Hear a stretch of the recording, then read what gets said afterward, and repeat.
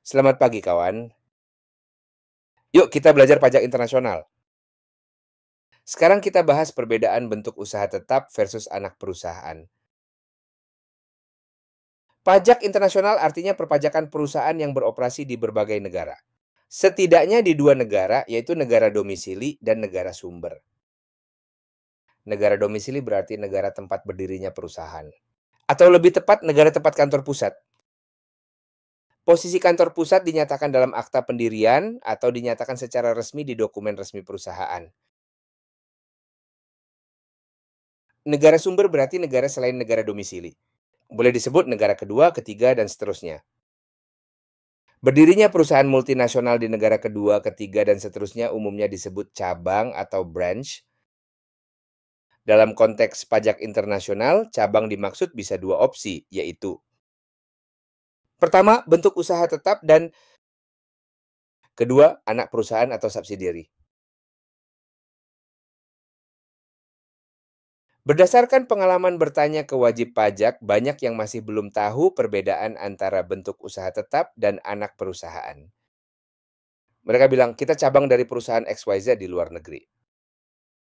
Padahal terdapat banyak perbedaan perlakuan perpajakan antara bentuk usaha tetap dan anak perusahaan. Terutama dari sisi perlakuan biaya bentuk usaha tetap. Hal terpenting yang harus diingat adalah dari sisi entitas. Bentuk usaha tetap dan kantor pusatnya merupakan satu entitas. Sedangkan anak perusahaan dan induk perusahaan merupakan entitas terpisah. Karena itu, ada beberapa biaya yang tidak boleh dibiayakan tetapi boleh dibiayakan di anak perusahaan, yaitu pembayaran bentuk usaha tetap ke kantor pusat berupa pertama, royalti dan pembayaran lainnya terkait penggunaan harta kantor pusat, paten, dan hak lainnya. Kedua, imbalan sehubungan dengan jasa manajemen dan jasa lainnya. Dan ketiga, pembayaran bunga kecuali bentuk usaha tetap perbankan.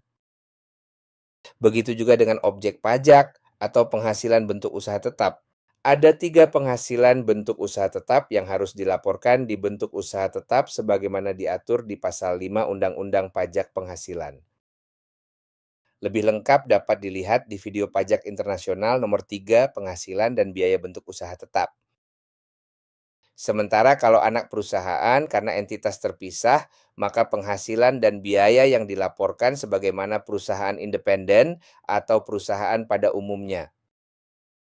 Karena entitas satu kesatuan versus entitas terpisah, maka pertama, anak perusahaan berbadan hukum yaitu berstatus perseroan terbatas. Kedua, anak perusahaan wajib memiliki saham. Pemegang saham otomatis kantor pusat dalam konteks bentuk usaha tetap. Ketiga, pembagian hasil anak perusahaan disebut dividen yang dikirim ke perusahaan induk. Pemberian dividen ini tidak otomatis. Berbeda dengan bentuk usaha tetap, hasil usaha secara otomatis dianggap penghasilan kantor pusat. Karena itu ada istilah branch profit tax. Terima kasih sudah menonton video Agus Pajak. Agus Pajak berkomitmen untuk selalu menambah video-video dasar perpajakan supaya Anda paham dari pondasi pengetahuan perpajakan. Nantikan video selanjutnya. Teruslah update informasi perpajakan Anda.